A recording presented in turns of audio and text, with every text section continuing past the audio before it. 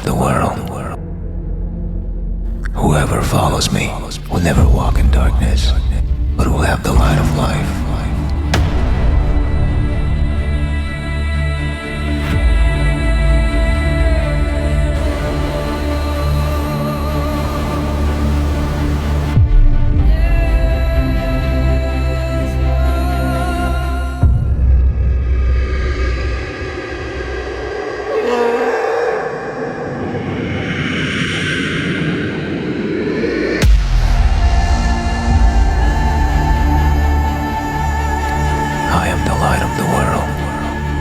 Whoever follows me will never walk in darkness, but will have the light of life.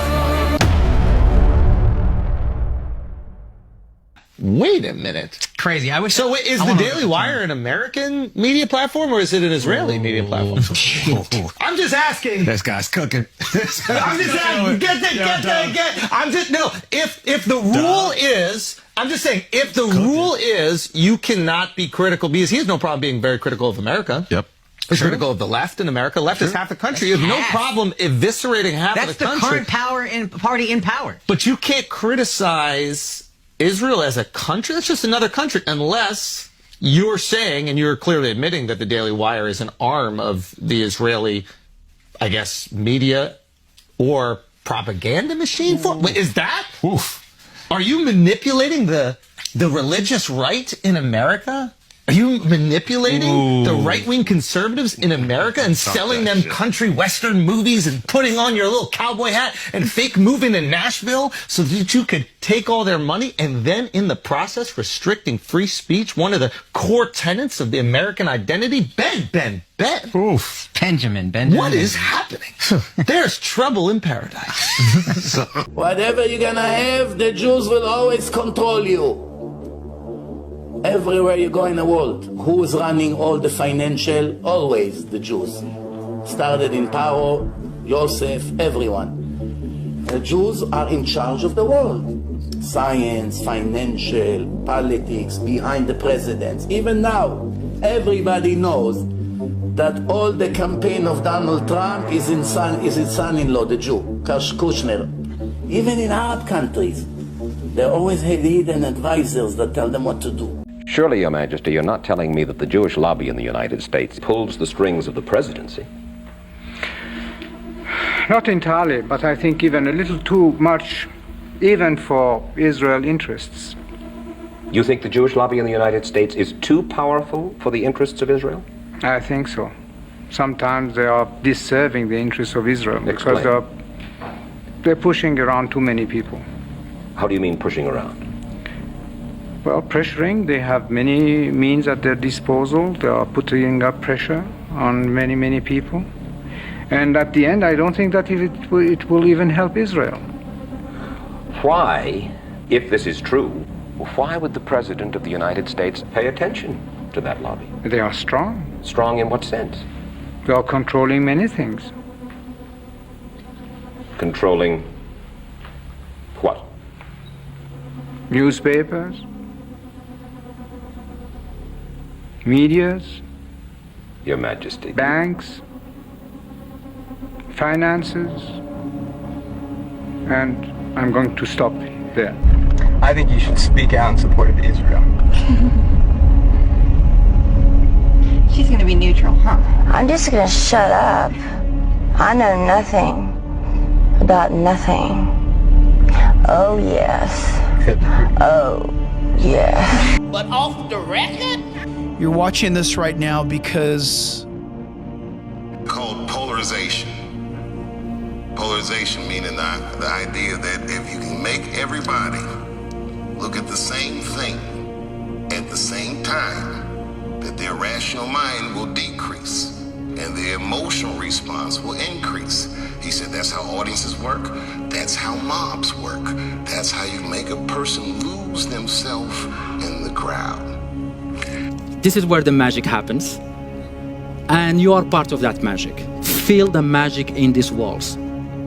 Feel the magic that many leaders, many communities are bringing so that we can come together and create impact that we want. There's a time when the operation of the machine becomes so odious, makes you so sick at heart that you can't take part. You can't even passively take part. And you've got to put your bodies upon the gears and upon the wheels, upon the levers, upon all the apparatus, and you've got to make it stop. And you've got to indicate to the people who run it, to the people who own it, that unless you're free, the machine will be prevented from working at all. Are you a puppet of the deep state?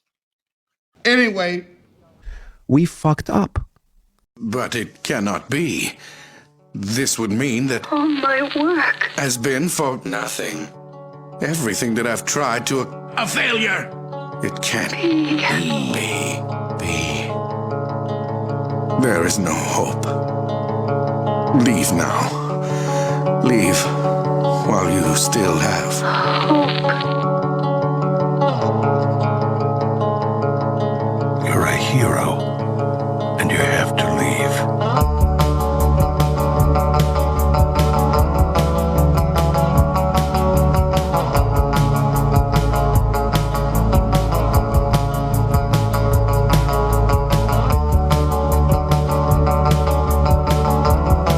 I couldn't believe my eyes when I saw this tweet. Did they just make the Bible illegal? Tucker Carlson replies, yes, the New Testament. I had to look into this. So basically the House passed a bill that combats anti-Semitism that's been going on college campuses recently, and this faced major backlash because, long story short, the members were saying that they firmly believe that the Jews killed Jesus Christ and argued that the bill, which includes such claims in its definition of anti-Semitism, would outlaw these parts of the Bible, and basically that the gospel itself would meet the definition of anti-Semitism under the terms of this bill. Now, all three of y'all about to look like a bunch of smiling dickheads with the news I got. Well, what you got, Uncle Baby Billy? Everyone knows that what happened on October 7th was an Israeli setup. Everyone knows it. What? Look at him smile! It was an Israeli setup.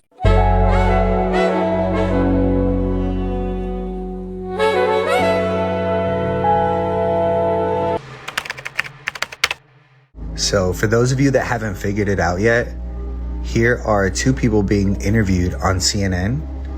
And then when you go to Fox, it's the same two people getting interviewed here as well. Those are called plants. They're planted in the mainstream media to tell the same story, to continue the programming that has already been going on for so long. If you haven't realized what's happening yet, you're not paying attention. How would you describe what's happening in Gaza? What language would you use? The worst thing I've seen in my lifetime. You know, I'm not Muslim. I'm you know, not Jewish. I'm not Israeli. I'm not Palestinian. So I see it, I think, purely from the outside, as from a neutral perspective. And I can't think of anything that I've seen worse in my lifetime. The constant images of children losing their lives day in, day out. Now, obviously, we all know what, you know, October 7th happened, and, you know, the Hamas thing. But the minute you raise your voice against what they're now doing there, you know, you get accused of being a supporter of Hamas, or, you know, all this kind of stuff. So there is, you know, there's a lot of heavy lobbying on people to be quiet. So I understand why most people refrain, but I'm getting on a bit now. I'm fairly secure, and I can't be silent about what's happening there. I think it's so utterly awful. And now they're talking about, you know, it already looks like it's happening, going into Rafah, where they've sent everybody down there. So, you know, I don't think you can be, you know, it's not anti-Semitic to say that what Israel is doing is wrong. And I just can't see how everybody doesn't see it that way now. What the Israelis have done, it is ethnic cleansing. It's a purposeful massacre of as many Palestinians as they can, and the destruction of as much infrastructure in Gaza as is possible. And that is a genocide. I am ashamed of the United States for its role in supporting Israel as it kills over 33,000 people, wounds over 75,000 people, and has left thousands under the rubble dead. That is something I want to talk about. What can we do with our values? What can we do at all in relation to this war? Because the reality is, Margaret Thatcher had it right. There is no society anymore. What there is a transnational security elite that is busy carving up the world using your tax money. To combat that elite, we must not petition. We must take it over.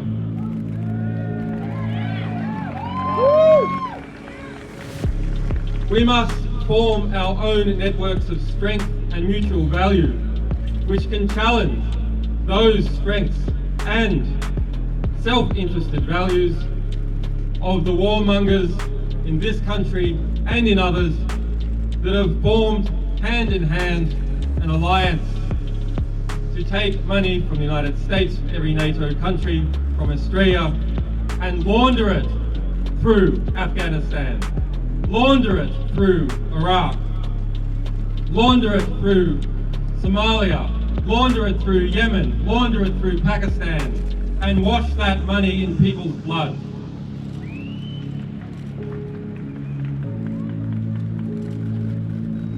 I don't need to tell you the depravity of war. You are all too familiar with its images, with the refugees of war, with information that we have revealed showing the everyday squalor and barbarity of war. Information such as the individual deaths of over 130,000 people in Iraq, individual deaths that were kept secret by the US military, who denied that they ever counted the deaths of civilians. Instead, I want to tell you what I think is the way that wars come to be and that wars can be undone. In democracies, or the pseudo-democracies that we are evolving into, wars are a result of lies. The Vietnam War and the push for US involvement was a result of the Gulf of Tonkin incident. A lie. The Iraq War famously is a result of lies. Wars in Somalia are a result of lies. The Second World War and the German invasion of Poland was a result of carefully constructed lies. That is war by media. Let us ask ourselves, of the complicit media, which is the majority of the mainstream press, what is the average death count attributed to each journalist?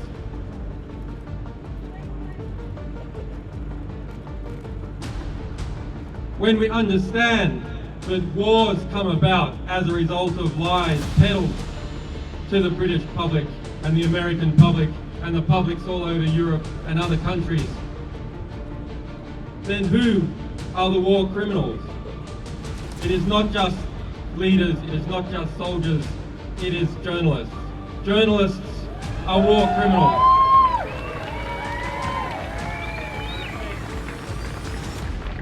And why one might think that that should lead us to a state of despair, that the reality that is constructed around us is constructed by liars, is constructed by people who are close to those that they are meant to be policing. It should lead us also to an optimistic understanding, because if wars can be started by lies, truth can be started, peace can be started by truth.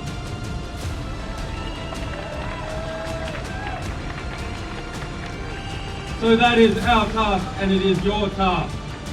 Go and get the truth. Get into the ballpark and get the ball. and give it to us, and we'll spread it all over the world.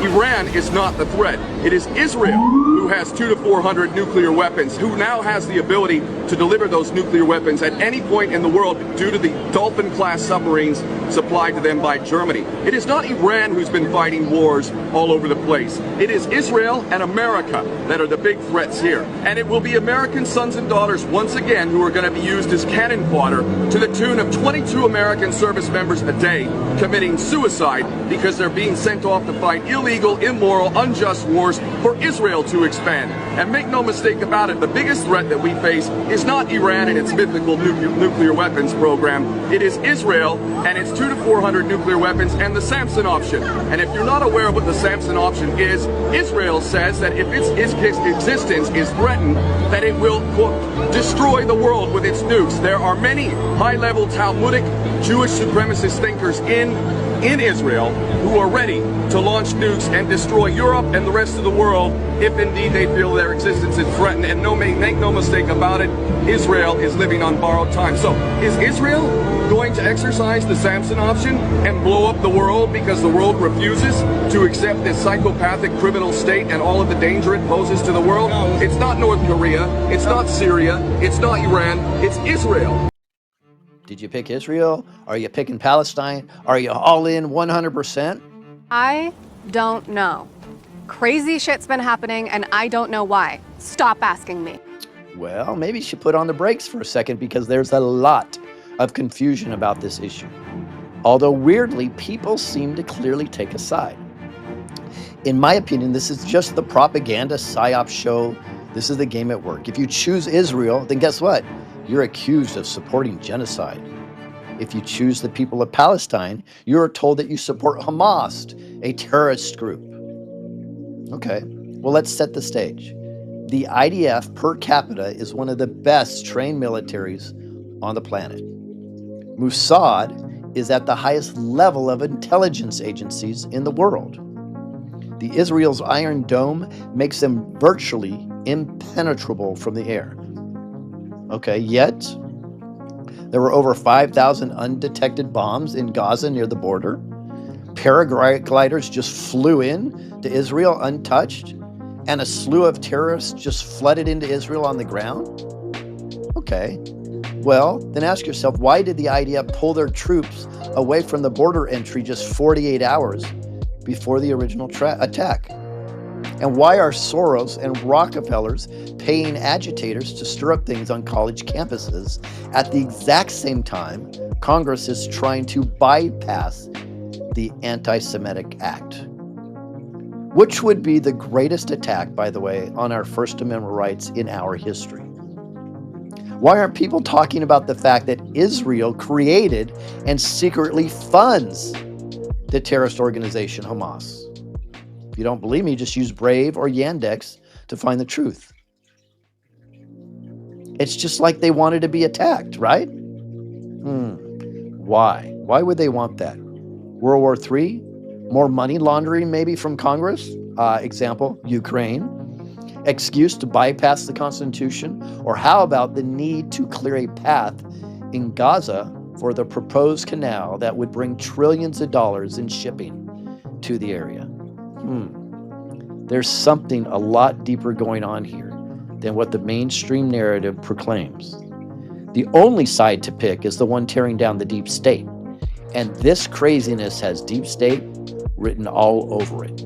So, if you're still picking a side now, then in my opinion, you're just a useful puppet for the deep state, as they don't really care what side you pick. All they want is chaos and division. Now, if we only had the sunglasses from the movie They Live, that's what I'm talking about.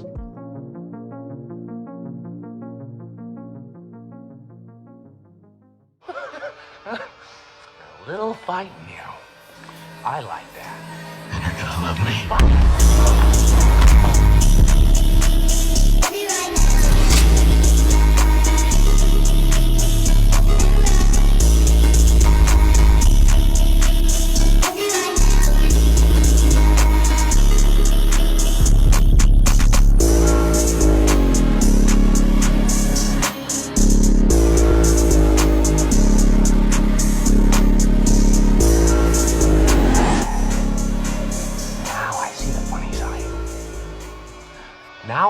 Why are you smiling?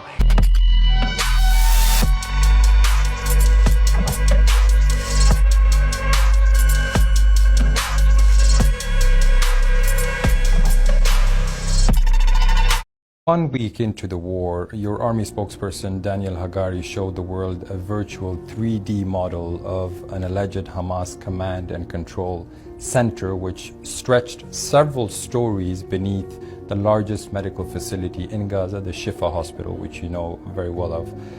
Why haven't you shown any proof of such a command center?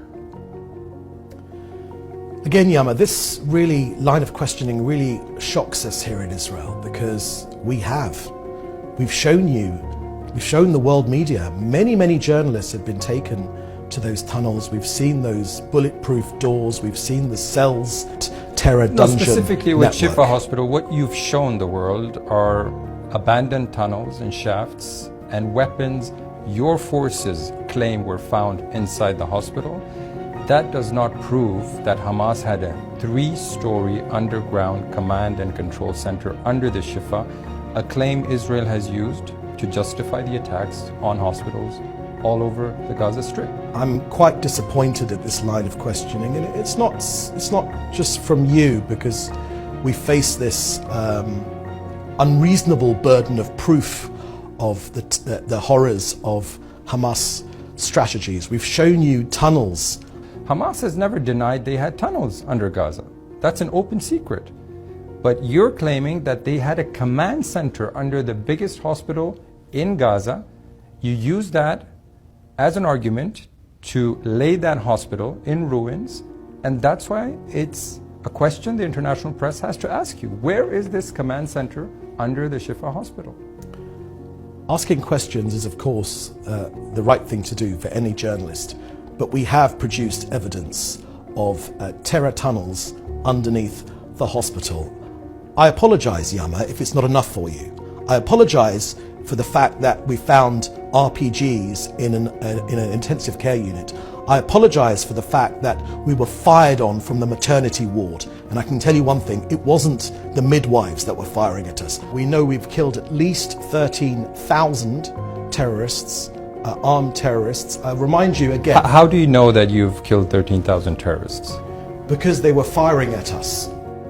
So did you do a head count? Yes. So this is a verifiable fact according to you. I don't say that we have their lists, I don't say we have their names, but we have killed 13,000 combatants. Yes, but it's just a number, Mr. Mensur. It's just a number. We have never seen any concrete proof that backs up this number. So I'm a spokesman for this government. I'm a spokesman for this government and the Israeli people, and I'll tell you right now that we have killed 13,000 terrorists. We have executed the gold standard when it comes to firing and directing our war at the terrorists and getting civilians out of harm's way. WHO says the figures from the Gaza Health Ministry, Hamas's health ministry, are reliable, that they even passed international scrutiny in previous wars. In fact, if you look up the numbers, in the wars in 2014 and 2021, Israel's and Hamas's casualty numbers were almost identical. Why would suddenly they lie in this current crisis and war? The health ministry does not differentiate between a civilian combatant, which is a tragedy, we say that very, very clearly, and a terrorist. We do. We do. The UN says these numbers coming from the Hamas Health Ministry are reliable. There's no reason to doubt them, because several times this health ministry during this war has published long lists of names where you have the ID number, their names. Detailed lists have been published documenting who has been killed inside the Gaza Strip during this war. You claim you've killed 13,000 Hamas fighters, yet you haven't produced any lists whatsoever. No documentation. It's a number you're giving the world. It's a number which our army has given to us in a democratic country with checks and balances, with media scrutiny, with all the Western values that Norway holds dear or should hold dear. Well, Mr. Mensur, I ask you again, where is the concrete proof that you've killed 13,000 fighters? Okay, you claim it, but where is the proof? At least Hamas's health ministry has published lists confirming who has died several times. I wouldn't take Hamas's word for anything, literally anything. So we shouldn't believe Hamas, we shouldn't believe the UN, the World Health Organizations, all the aid groups on the ground, rights groups from all over the world. We shouldn't believe them, we should believe the Israeli government. You'll excuse me if I feel extremely skeptical about almost anything which comes out of the United Nations. We are a proud member of the United Nations. Our officials express our beliefs in the United Nations, and we defend ourselves as is the right thing to do. Here's Herodotus, 450 years before Christ, about the Palestinians.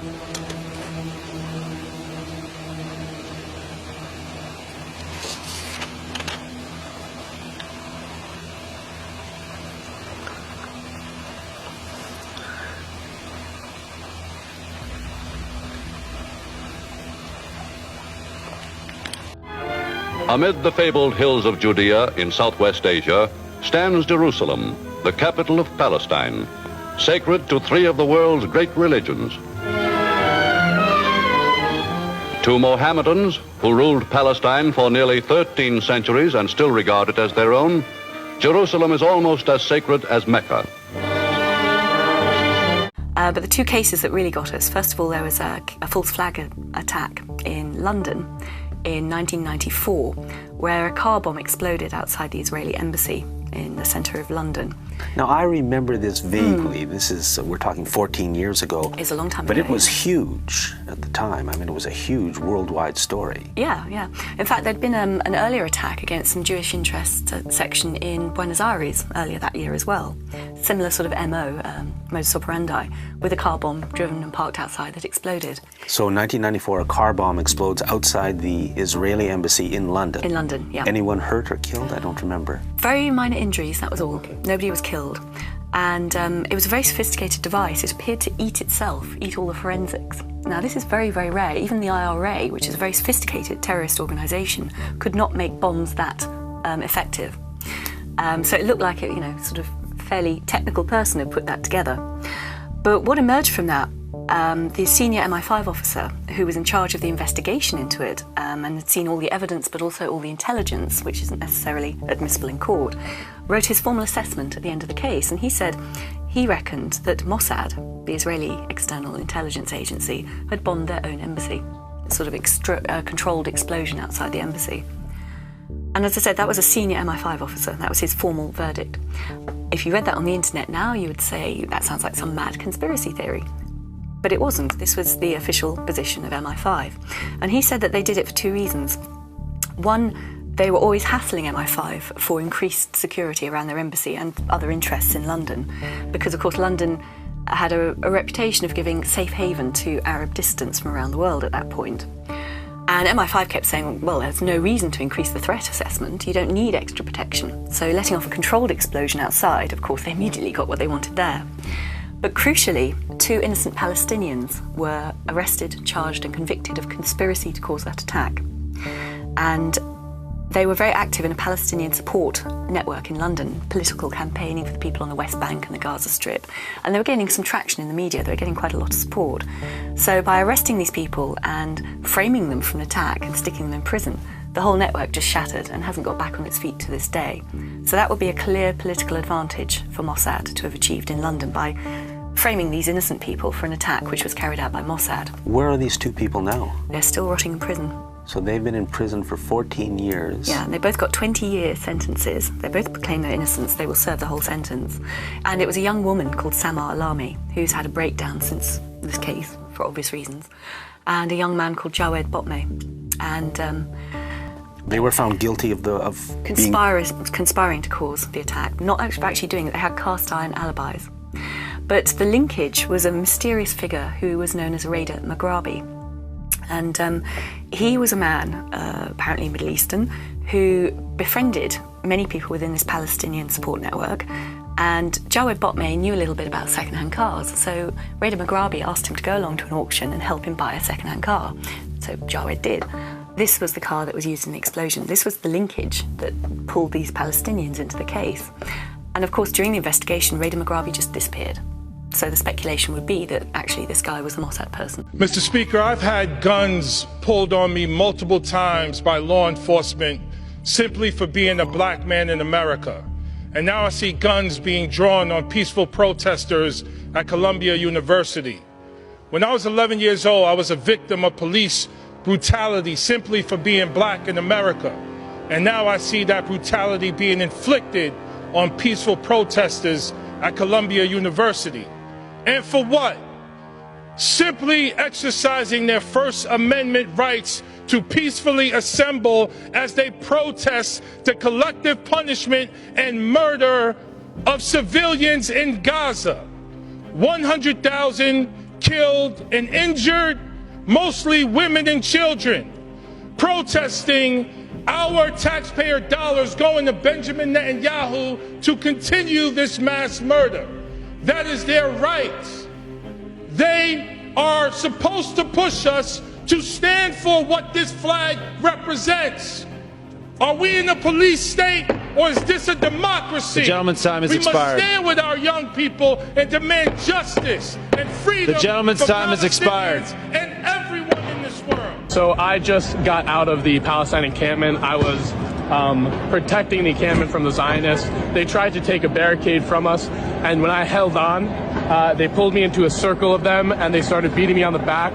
They threw a rock at my eye. They threw a hammer at my leg. They slashed my arm, and then they pepper sprayed me in the eyes. The Zionists are trying to agitate the Palestine encampment, and I'm not even close to the worst of it. I saw 19-year-old girls with their face completely bloodied and beaten. It is actually destroying property is not a peaceful protest. It's against the law. Vandalism, trespassing, breaking windows, shutting down campuses, forcing the cancellation of classes and graduations. None of this is a peaceful protest. Threatening people, intimidating people, instilling fear in people is not peaceful protest. It's against the law. Dissent is essential to democracy, but dissent must never lead to disorder or to denying the rights of others so students can finish the semester and their college education. As president, I will always defend free speech, and I will always be just as strong in standing up for the rule of law. That's my responsibility to you, the American people, and my obligation to the Constitution. Thank you very much. Mr. President, have the protests forced you to reconsider any of the policies with regard to the region? No. Thank you. Mr. President, I feel that President Biden feels his heart is really he's not just playing his game. I really think he really believes that something happened there to us, and we have certain rights. Well, since October 7th, I think the world has seen that for most of his life, Joe Biden has been a Zionist. He believes in Israel. He believes in the need for Jewish homeland. And I think since October 7th, people have seen how he responds to tragedy. It is a hard position to be in because there's tragedy everywhere.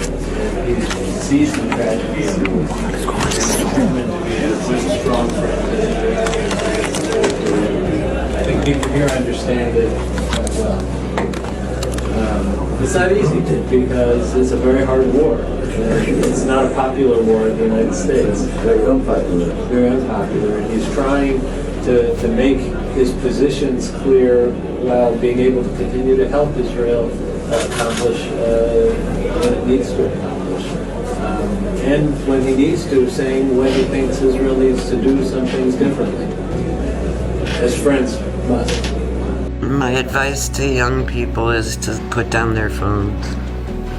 That's my advice. Don't think that it's okay to live in your phone. You have a lot more to say than Instagram, and a lot to experience in the real world. And the most important thing is standing in front of another person and feeling empathy for them. And that can't be done on the phone. I hope young people will take some power also and go into the streets and fight for what they believe in. Good luck.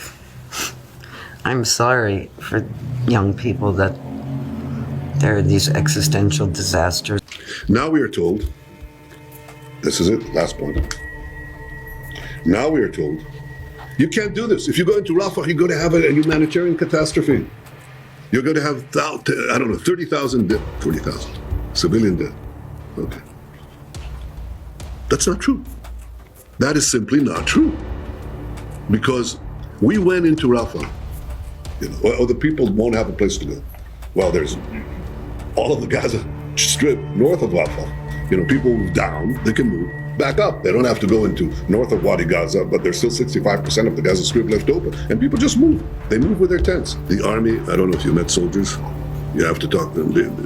The courage, the self-sacrifice, the unity is amazing. It's just amazing. We call them the TikTok generation.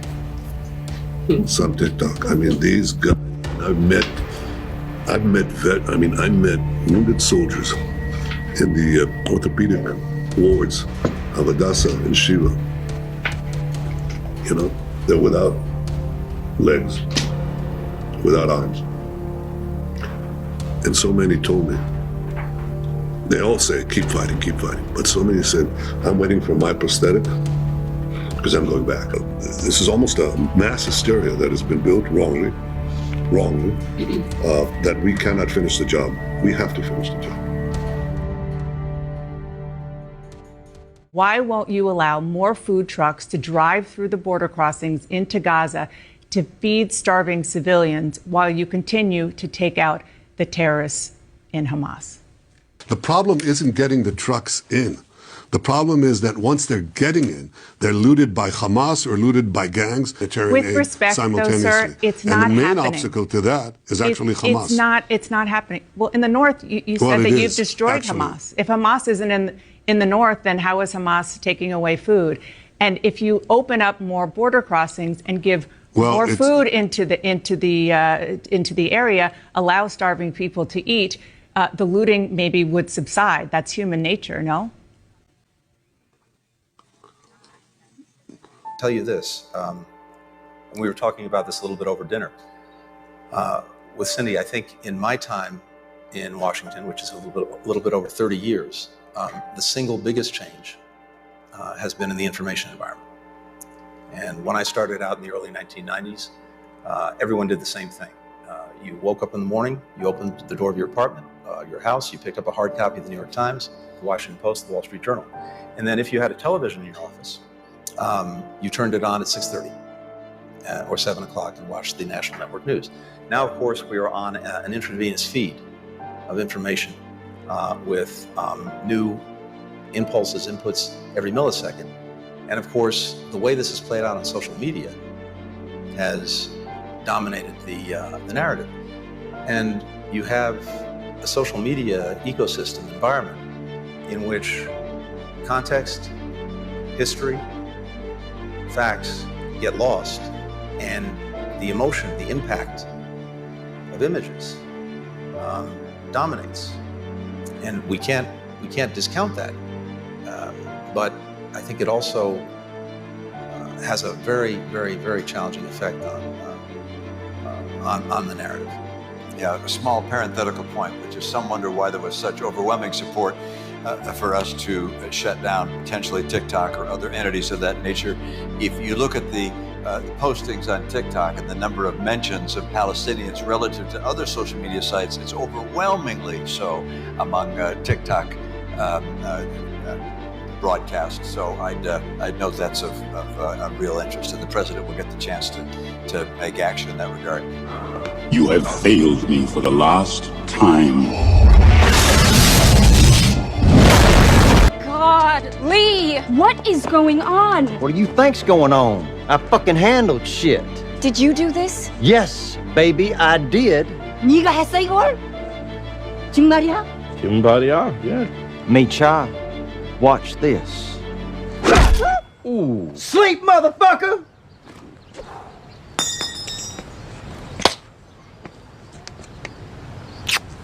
Whoo!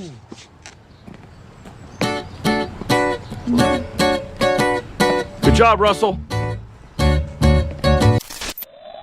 Are you ready to choose unity over division, dignity over hate, truth over lies? Are you ready to choose freedom over democracy? For democracy. We can do this. I give you my word as a Biden, I've never been more optimistic about our future in my entire career. Just have to remember who we are. And I mean this. Think about it. We are the United States of America, and there's nothing beyond our capacity. Nothing, nothing, nothing. When we do.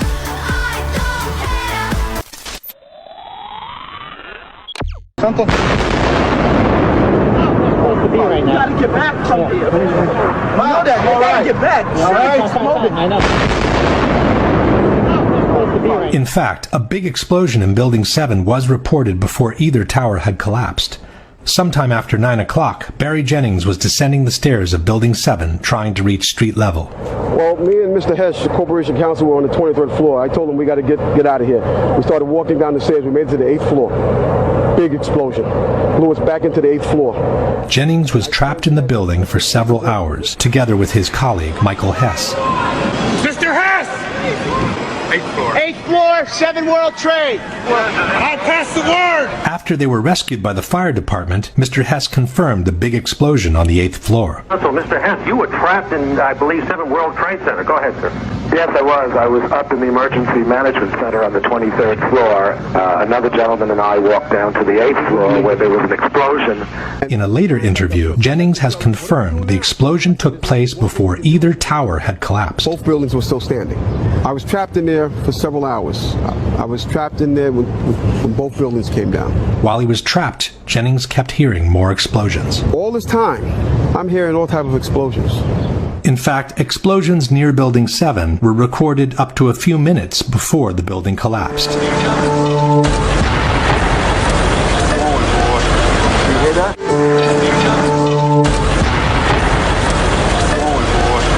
You hear that? And finally, there is also someone who saw an explosion up close, through his very eyes. It's Ron DiFrancesco, the same person who had descended from the 91st floor of the South Tower all the way to the lobby.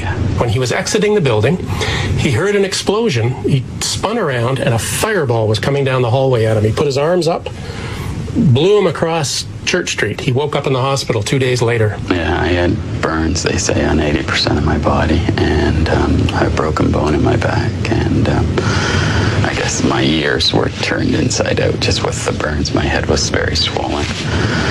You know, I had my contacts in, so they were melted to my eyes, and... To doubt the content of all these accounts does not mean to have debunked the claims of explosions. It means to willfully ignore dozens and dozens of dramatic testimonies which describe a story of September 11 quite different from the one we have been told so far. Your life, as you know it, is gone. Never to return. But they learn how to walk, and they learn how to talk,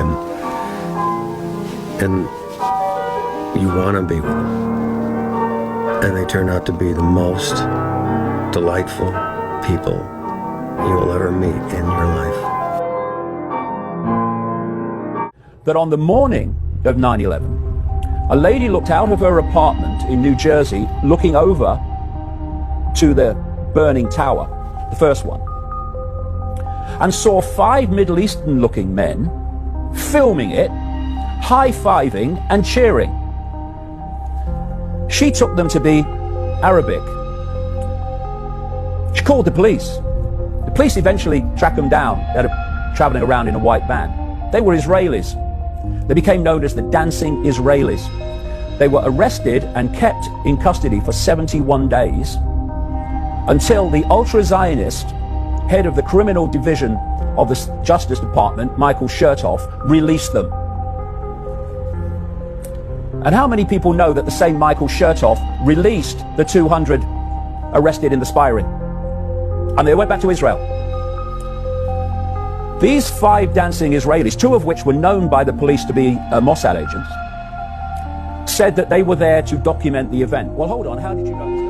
One young Israeli army reservist agreed to speak about scores of detainees at Eðìţəɗ.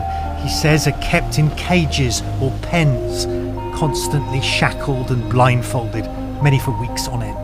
We've hidden his identity and voice to shield him from prosecution.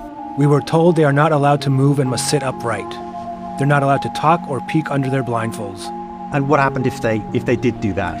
What kind of punishments were meted out? We were allowed to pick out problematic people and punish them, having them stand with their hands above their heads for an unlimited time. If they didn't keep their hands up, we could zip tie them to the fence. The Israeli military says detainees are handcuffed based on their risk level and health status. But the account tallies with photographic evidence obtained by CNN of Palestinian detainees inside Eðìţəɗ. The view that I've heard expressed is that, how do you think Israeli hostages are treated by Hamas? This sentiment was voiced in the facility, but I think that if Hamas is so abominable, which I agree with, then why use Hamas as a bar? It's a descent into dehumanization. You can take them out and hit them maybe 4 or 5 times with a club. It's not done in the face, so you don't see blood. The detainees lie belly down, being hit and kicked, people screaming and dogs barking at them. It's terrifying. Some detainees are taken away and beaten really hard, so bones and teeth are broken. So you saw people who were subject to these beatings, who had their bones broken and who had their teeth broken? Yes, it's a practice which commanders know about.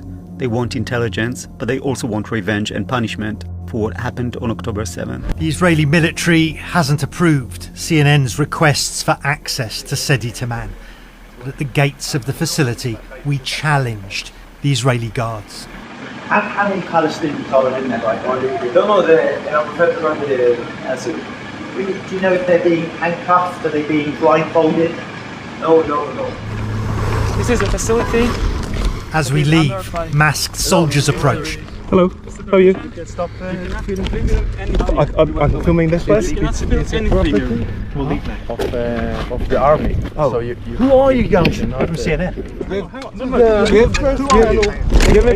They tried to take our cameras. Give me please now. Give me please now. Hang on, what is it that you want? My camera or my card? Well, we're driving now to meet one Israeli with personal experience of the Eðìţəɗ facility. It's experience that he says has left him shocked at the condition and the medical treatment of Palestinian detainees there. Hello.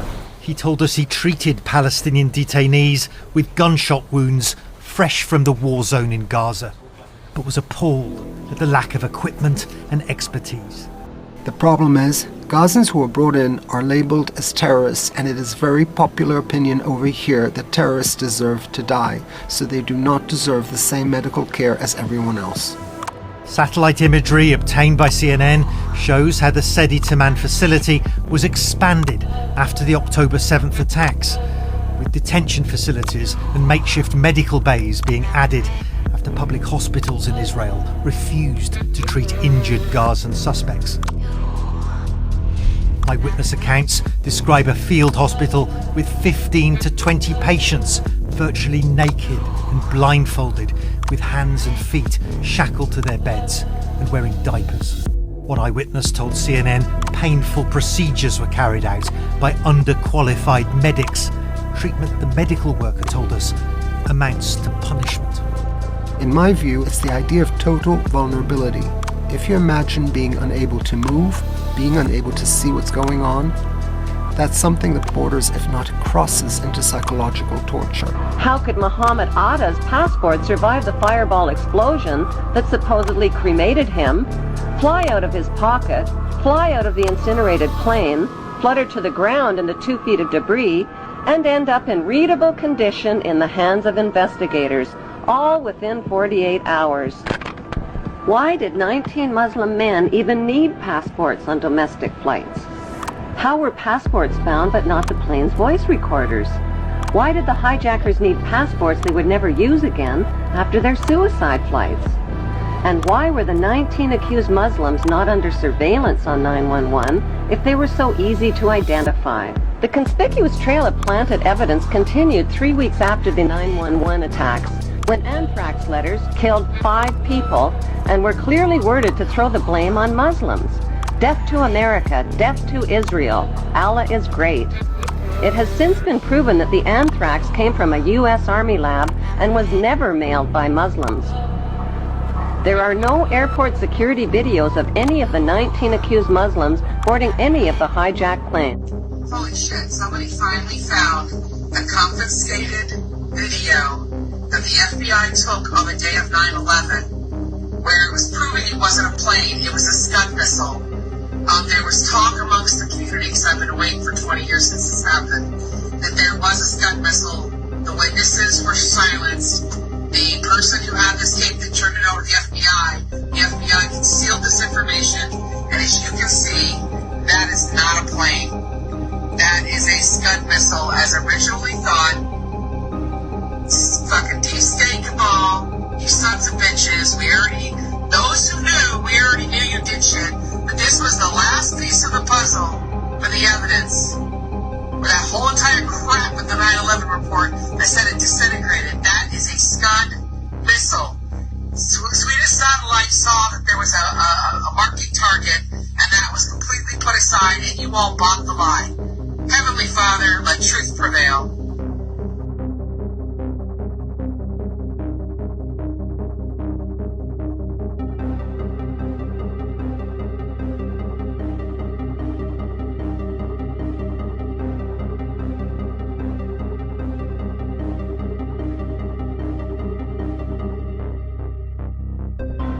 How could anyone fly a 60-ton, 125-foot wide, 44-foot tall plane through this obstacle course? The aircraft, before striking the Pentagon, reportedly executed a 270-degree downward spiral, and yet Hani Hanjour was known as a terrible pilot who could not safely fly even a small plane.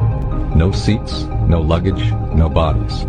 Nothing but bricks and limestone. The official explanation is that the intense heat from the jet fuel vaporized the entire plane. Flight 77 had 2 Rolls-Royce engines made of steel and titanium alloy and weigh 6 tons each.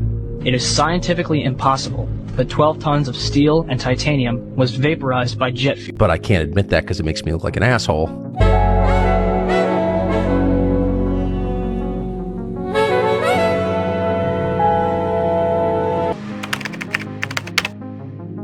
One of the most well-known modern examples of a claimed false flag is the attacks of September 11, 2001. The attacks of 9/11 are one of the most heavily debated geopolitical events in the last few decades. The mainstream narrative surrounding 9/11 claims that Osama bin Laden operated a covert network of Muslim terrorists from a cave in the Middle East and was able to penetrate some of the most highly protected airspace in the world. This account says the Twin Towers in New York City collapsed because of the planes and the resulting fires. However, this official version of events has been debated endlessly in books, essays, conferences, and documentaries seeking to uncover the truth about that fateful day. This collective movement of authors, researchers, engineers, architects, scholars, firefighters, and activists has become known as the 9/11 Truth Movement. Skeptical of the official narrative on 9/11, they've organized groups to challenge it, including architects and engineers for 9/11 Truth, firefighters for 9/11 Truth, pilots for 9/11 Truth, the International Center for 9/11 Justice, and other local activist groups and individuals from around the world. It's a loose-knit movement without an official position, and the opinions, theories, and ideas held among its members sometimes conflict with one another. However, those working within the broader movement are bound by the belief that the official narrative promoted by the US government is full of holes. Much of the 9/11 Truth Movement focused on the evidence for a likely controlled demolition being responsible for the collapse of the Twin Towers, as well as World Trade Center 7, World Trade Center 6, and other buildings which received little to no attention. Many witnesses reported hearing or seeing explosions coming from within or underneath the buildings before their collapse. As far as being a false flag, there are a number of competing theories as to who the real perpetrators are if the attacks were not the actions of Osama bin Laden and Al-Qaeda. Some researchers point to the funding and influence from the Saudi kingdom, and others point to Pakistani involvement. The most prominent theories center around members of the United States and/or Israeli governments being involved in the planning, funding, and execution of the various elements of the 9/11 attacks.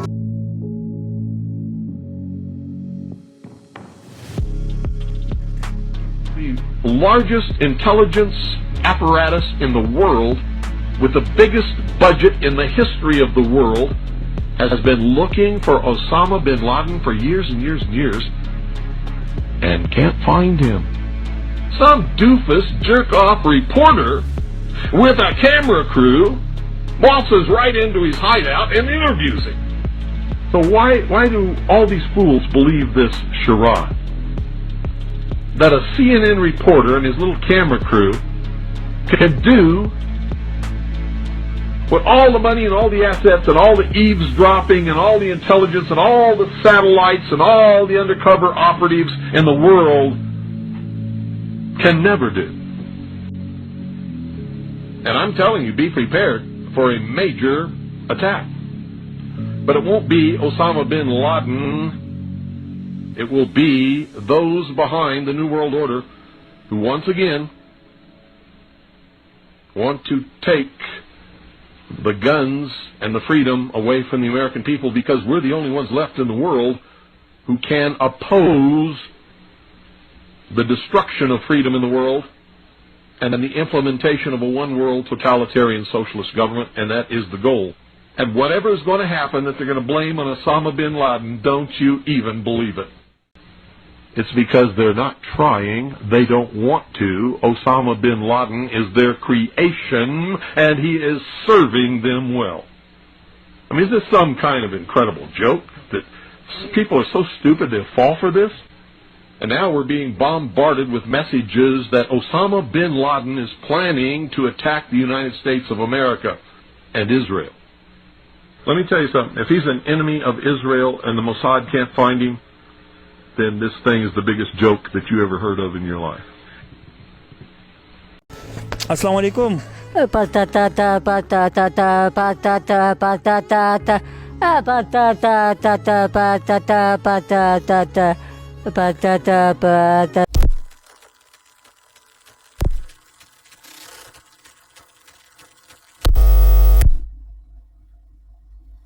Take that mask off, I wanna see what's under them achievements. Why believe you? You never gave us nothing to believe in. Cause you lied about religious views, you lied about your surgery, you lied about your accent and your past tense, all is perjury. You lied about your ghost riders, you lied about your crew members, they all pussy. You lied on them, I know they all got you in them. You lied about your son, you lied about your daughter, You lied about them other kids that's out there hoping that you come. You lied about the only artist that can offer you some help. Fuck a rap battle, this a long life battle with yourself.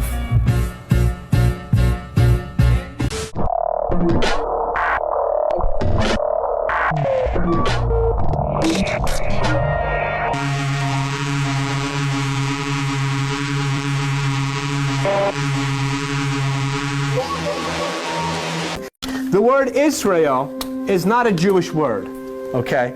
The word Israel is a combination of 3 Egyptian gods. The first one is Isis, which is the virgin spirit. The second one is Ra, which is the male. This is feminine, which is the male mind. Okay? When the spirit and the mind are in unison together, Isra, they produce the god El, which means the power within.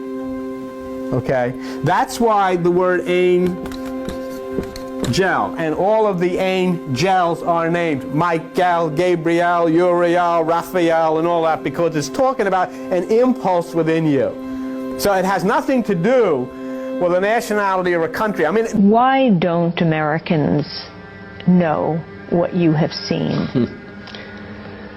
Americans don't want to know, and many Israelis don't want to know what is going on inside Palestine. It's a terrible human rights persecution that far transcends what any outsider would imagine. And there are powerful political forces in America that prevents any objective analysis of the problem in the Holy Land. I think it's accurate to say that not a single member of Congress with whom I'm familiar would possibly speak out and call for Israel to withdraw to their legal boundaries or to publicize the plight of the Palestinians, or even to call publicly and repeatedly for good faith peace talks. There hadn't been a day of peace talks now in more than 7 years. So this is a taboo subject, and I would say that if any member of Congress did speak out, as I've just described, they would probably not be back into Congress the next term. Who are these forces that you're talking about? Well, there's an inherent commitment in America, which I share as a Christian, of a deep commitment to make sure that Israel is safe. And that is added on to by the very effective work of the American-Israeli group called AIPAC, which is performing its completely legitimate task of convincing Americans to support the policies of the Israeli government. And AIPAC is not dedicated to peace. They're dedicated to inducing the maximum support in America, in the White House, in the Congress, and in the public media for whatever policies the Israeli government has at a particular time, and they're extremely effective. Because the Israelis historically, with 82% of the Israeli population not being Semites but being Khazars, converted to Judaism 800 years after Christ and later. If there is a chance, and they just happen to be largely Jews, they would kill them without batting an eyelash, I would hope so. Because the rule was that people that were encountered being partisans were to be eliminated, just like Israel does with the Palestinians. You know. Let's say, historian believe that we share and you don't, probably. Well, that just depends on.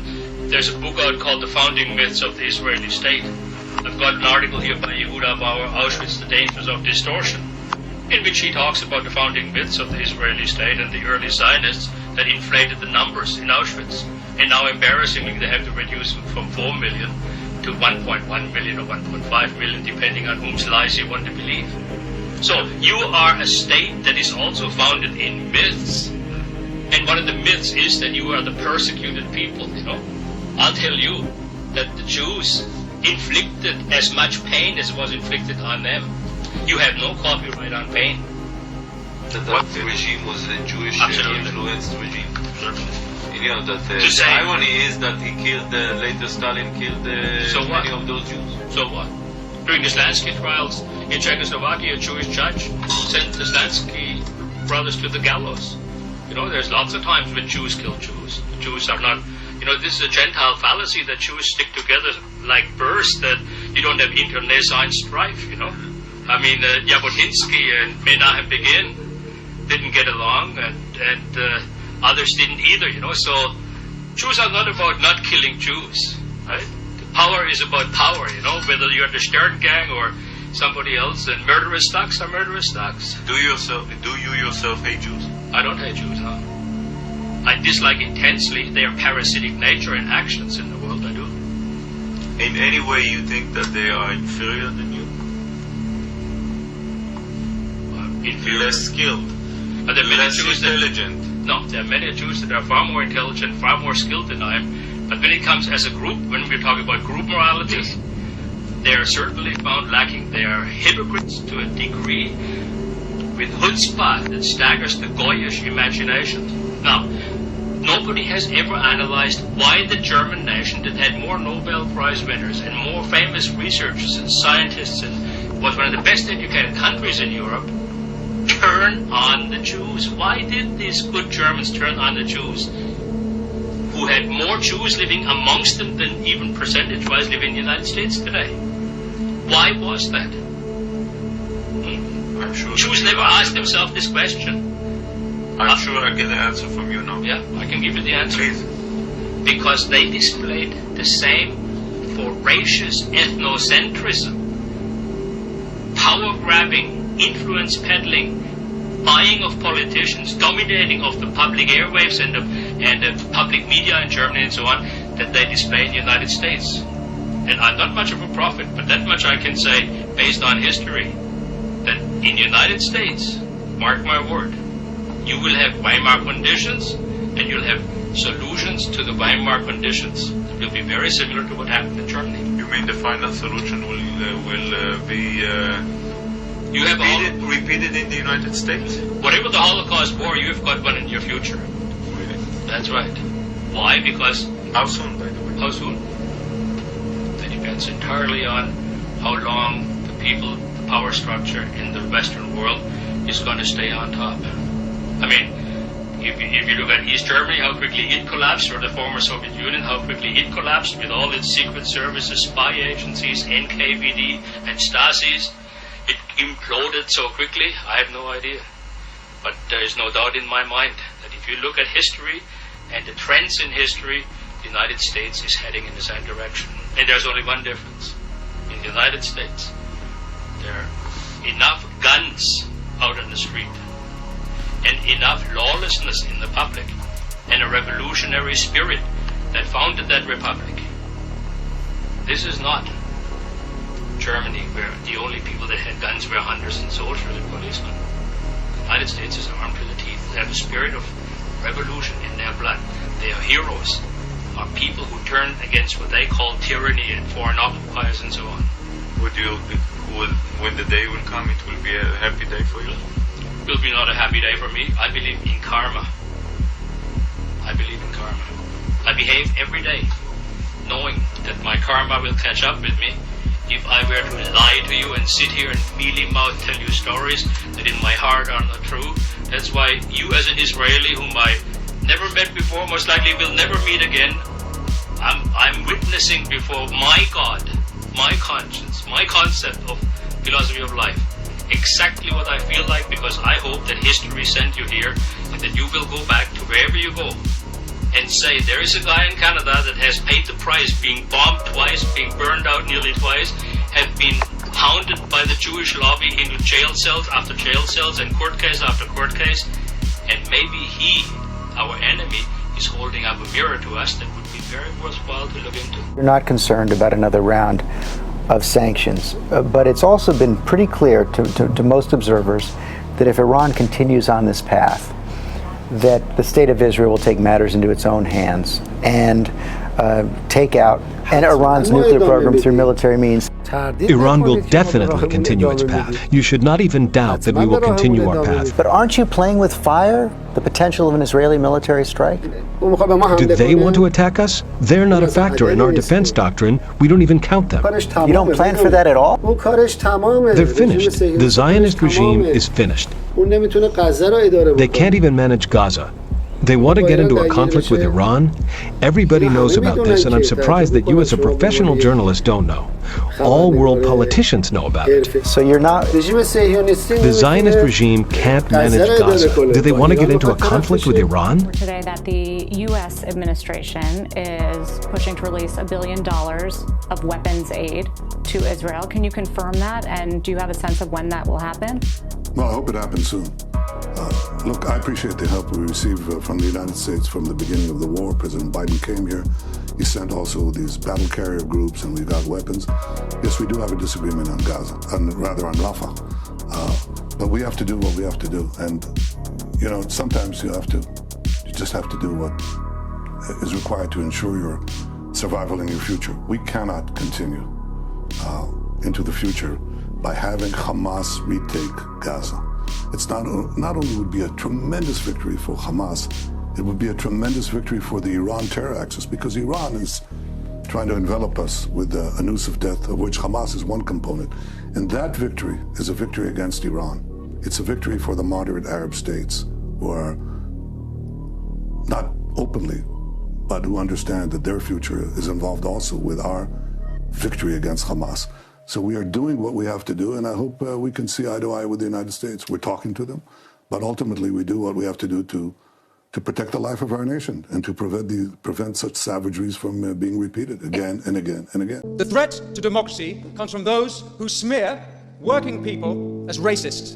The threat to democracy comes from those... We are going to be engaging in massive defensive and offensive warfare against bigots, anti-Semites, and potential violent terrorists. We're going to take many, many kinds of legal actions. We're starting a group called Hurt a Jew, We Sue You, in which if you send us the name of a Jewish kid, it could be a Christian Zionist too, who was hurt by one of these bigots, we will sue them. and we will get their dorm rooms taken away, and we will take their cars and their boom boxes, and we'll bankrupt them. We will do whatever is necessary under the law in order to bring these lawsuits, bring them successfully, and deter October 7th. Remember, there are people out there who have promised they will bring 10,000 October 7th.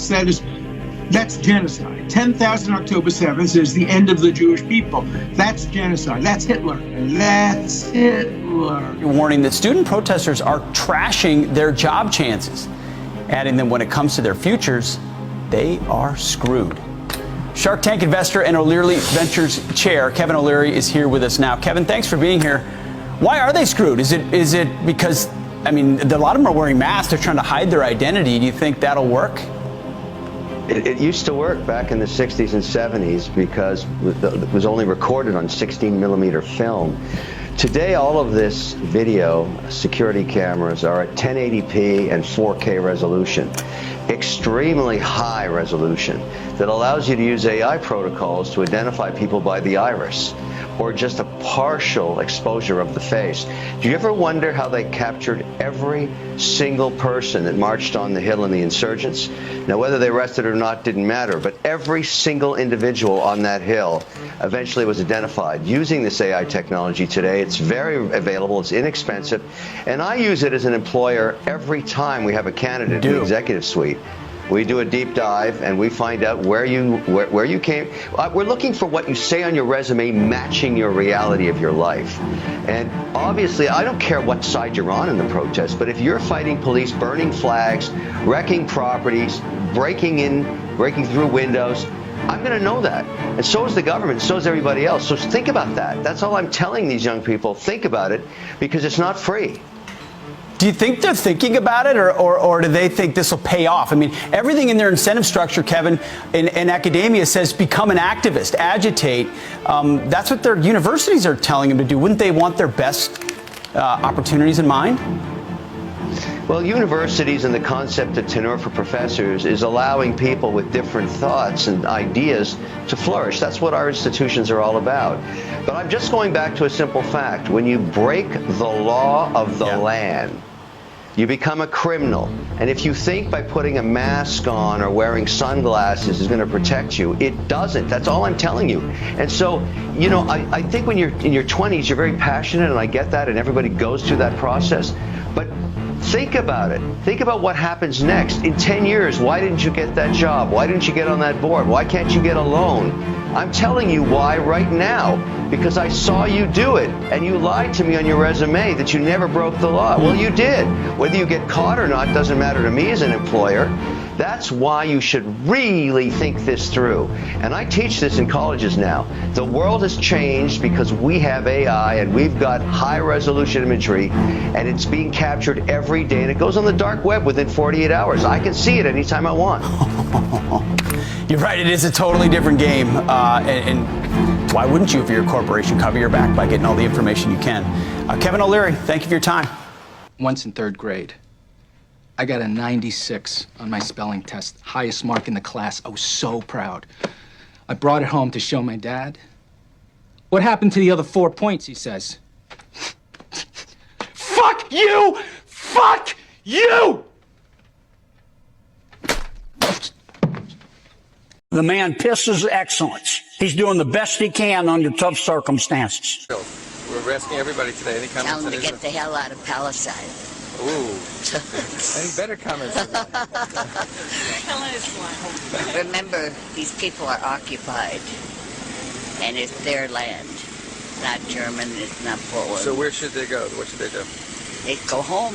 Where's the home? Poland. So the Jews, Germany. You think Jews go back to Poland and Germany? And America and everywhere else. A few moments later. Helen Thomas, who I don't think needs further introduction. Thanks for joining us. So, Helen, talk a bit about that day, first of all. What was happening? You were leaving the White House, and what happens? I had a friend with me, and we were encountered by this rabbi. I didn't know him. He had a yarmulke. And This is Rabbi Nessenhoff, I think is his name. Yes. And he had 2 sons with him. He said they want to be... He stopped me and said they would like to be journalists, and I said they should go for it. They'll really never regret it. And all of a sudden he says, "What do you think of Israel?" And he pulls out his cell phone, I thought, but I guess it was a camera. And I said they should get the hell out of Palestine. And I obviously was referring to them occupying all of the West Bank, Gaza, and all the places where they have come from nowhere to control and tyrannize the Arabs, Palestinians. Now, there's been some debate whether you meant the occupied territories as they're referred to now. It's mostly essentially the West Bank and Gaza. Or did you mean Israel as defined by 1967 borders? Well, if we could get them back to the 67 borders, it certainly would be a triumph. But they're not about to move anywhere. They keep taking and keep bulldozing homes on the West Bank. They have Jewish-only roads. They would never tolerate that here. So, what was your frame of mind when you answered the question? I was free as a spirit. I had no idea that I was going to be interviewed. At the same time, I'm very blunt. I always try to answer honestly any question. I didn't know I was being interviewed. It was a sneak stealth attack. The debate that's taken place, or part of it, there's been various debates that took place about what happened that day and what happened to you afterwards. What is your view in terms of the Israel within 67 borders, Palestine in terms of West Bank and Gaza? What is your view on this? My view is that you should not create another nation in somebody else's country. And the Palestinians were 85% in the majority until they began the immigration for the Jews and for the Zionists because they had designated Jerusalem as their home, saying God gave it to them. Well, I mean, what God, who, and so forth. Everything like that is just very debatable. Jews have been persecuted all over the world. There's no question about that.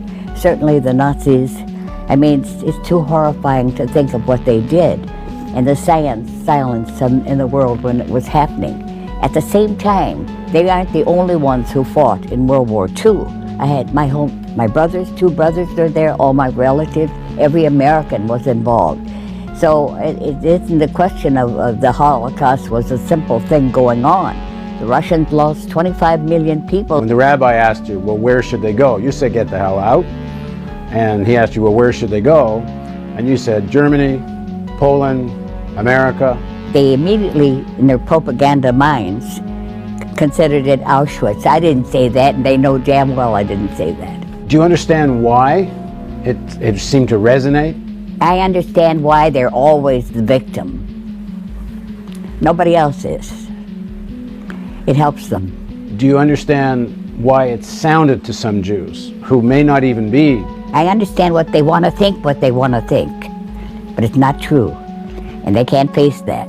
That being? Saying that I'm sending them to a concentration camp. I mean, come on. In terms of what you think should be done now, what the solution is now, what would you like to see? I'd like to see the occupation ended.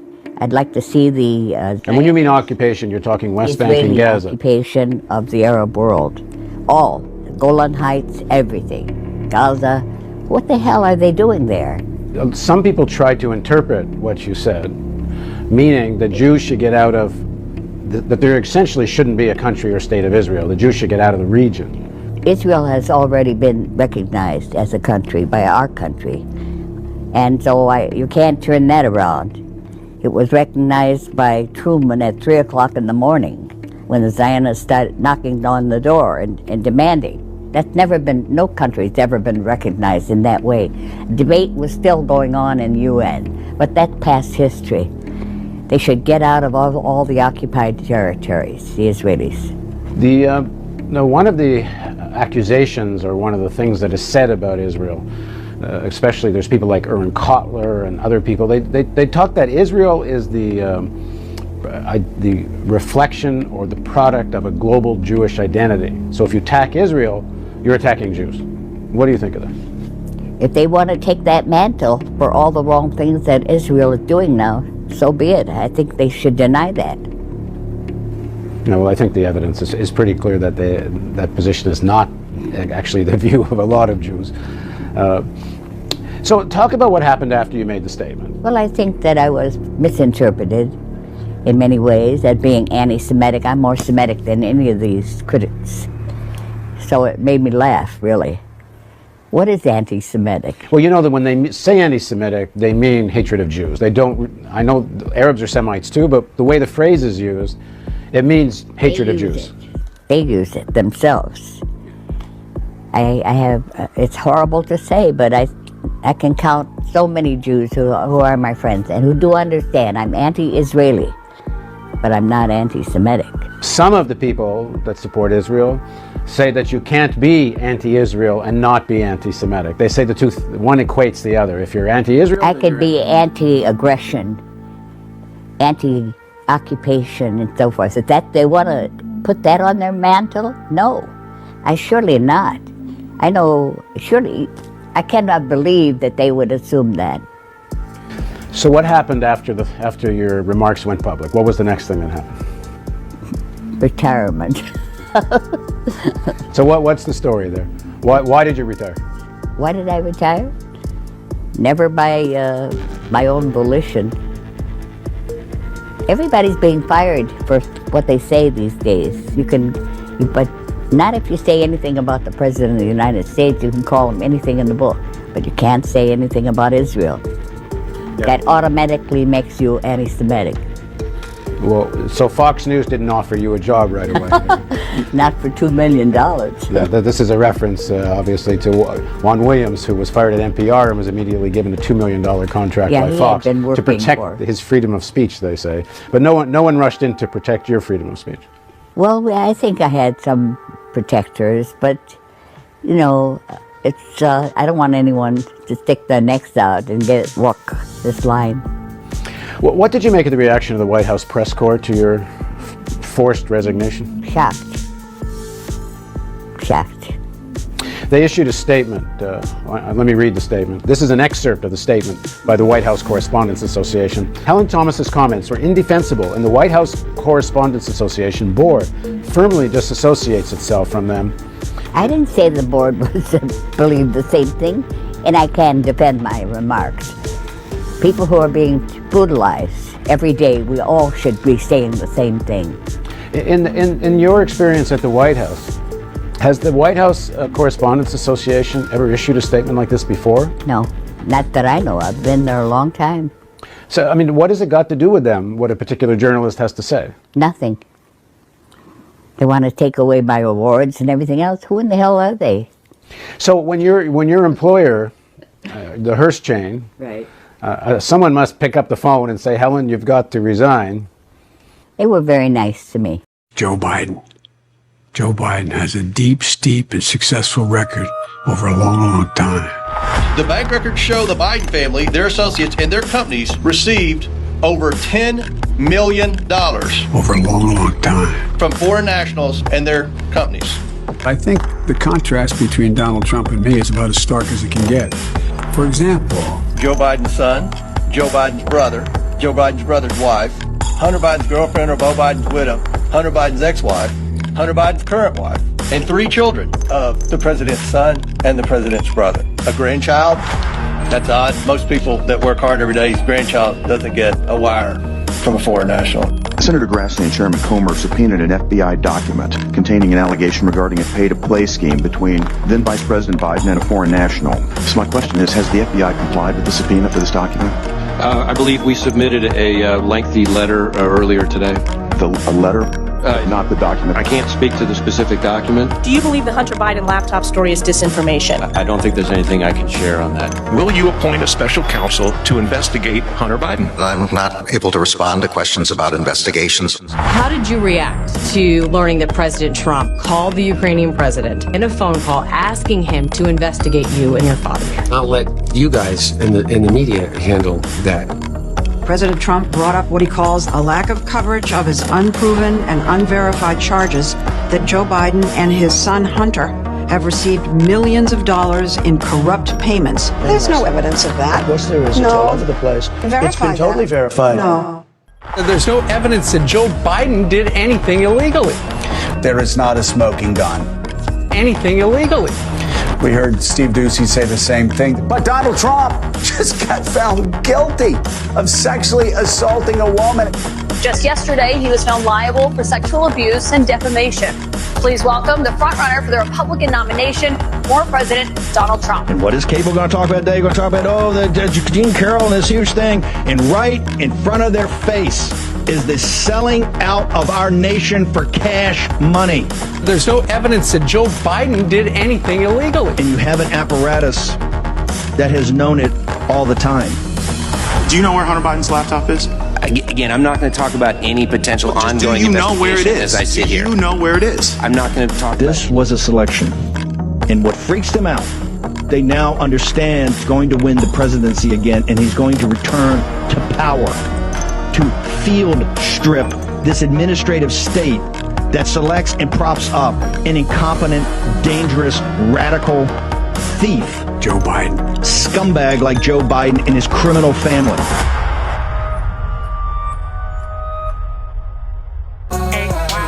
Hating on my energy.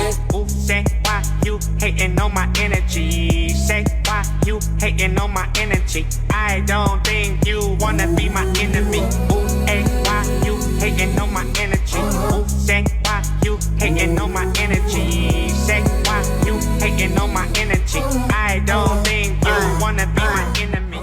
Seriously though, we've heard a lot about extremism recently, a nastier, harsher atmosphere everywhere, more abuse and bother boy behavior, less friendliness and tolerance and respect for opponents. All right, but what we never hear about extremism is its advantages. Well, the biggest advantage of extremism is that it makes you feel good because it provides you with enemies. Let me explain. The great thing about having enemies is that you can pretend that all the badness in the whole world is in your enemies and all the goodness in the whole world is in you. Attractive, isn't it? So, if you have a lot of anger and resentment in you anyway, and you therefore enjoy abusing people, then you can pretend that you're only doing it because these enemies of yours are such very bad persons. And that if it wasn't for them, you'd actually be good-natured and courteous and rational all the time. So, if you want to feel good, become an extremist. Okay, now you have a choice. If you join the hard left, they'll give you their list of authorized enemies. Almost all kinds of authority, especially the police, the city, Americans, judges, multinational corporations, public schools, furriers, newspaper owners, fox hunters, generals, class traitors, and, of course, moderates. Or, if you'd rather be an extremist on the hard right, no problem, fine, you still get a lovely list of enemies, only they're different ones. Noisy minority groups, unions, Russia, weirdos, demonstrators, welfare sponges, meddlesome clergy, peaceniks, the BBC, strikers, social workers, communists, and, of course, moderates. And upstart actors. Now, once you're armed with one of these super lists of enemies, you can be as nasty as you like and yet feel your behaviors morally justified. So you can strut around abusing people and telling them you could eat them for breakfast and still think of yourself as a champion of the truth, a fighter for the greater good, and not the rather sad paranoid schizoid that you really are. Is this the real life? Is this just fantasy? Caught in a landslide, no escape from reality. Open your eyes, look up to the skies and see. I'm just a poor boy, I need no sympathy, because I'm easy come, easy go.